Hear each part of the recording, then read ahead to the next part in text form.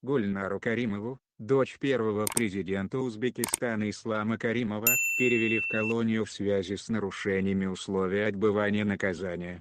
Об этом сообщили представители Генеральной прокуратуры страны. Во вторник, 5 марта, дочь Гульнары Каримовой Иман сообщила, что сотрудники Генпрокуратуры похитили ее мать из квартиры в Ташкенте, где Каримова проживает после условно-досрочного освобождения с конца июня 2018 года.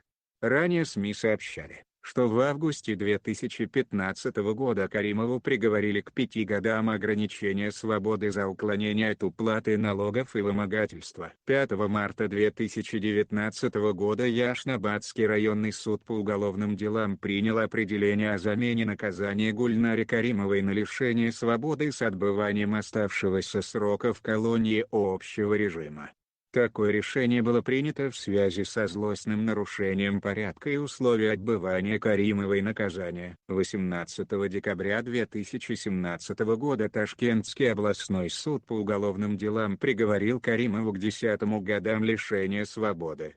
1 июля 2018 года наказание заменили на ограничение свободы на 5 лет с отбыванием по месту жительства дочери Каримовой Иман в Ташкенте, напоминает РИА Новости. Осужденная должна была соблюдать ряд общеустановленных законодательством ограничений: не покидать жилище, не использовать средства связи интернет, возместить ущерб. Однако, по данным правоохранителей, в ходе отбытия наказания Гульнара Каримова систематически нарушала ограничения, установленные судом, тем самым не выполняя обязанности. В феврале текущего года сын Каримова Ислам написал в Instagram, что следственные органы оказывают давление на его мать, которая отбывает наказание. Также ей отказывают в своевременной медицинской помощи, сообщил Ислам Каримов.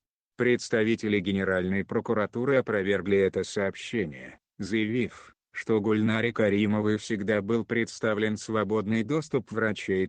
Ранее Генеральная прокуратура сообщала, что общая сумма ущерба по двум уголовным делам Каримовой составила порядка $2 миллиардов.